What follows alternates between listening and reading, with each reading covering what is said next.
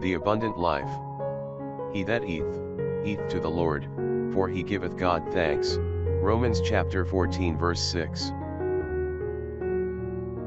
Do you think that God would have bothered to send his Son to the world, if man had been able to face life and eternity alone? Christ's coming to the world proved that God was not happy with man's unhappiness. He sent him not only that we might have eternal life but that we might have life here and now, and that we might have it more abundantly, life with a capital L. Jesus' teaching was unique and different. He took religion out of the theoretical category and placed it in the practical. He spoke with authority. He spoke with finality. He spoke as though he knew, and he did. His was not the soft, empty conjecture of the philosopher, who professes to search for truth but readily admits he has never found it.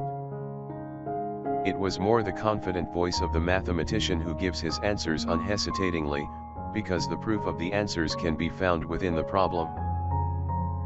Prayer for the day. Lord God, I know that I am completely dependent upon you. Thank you for daily providing all that my body needs.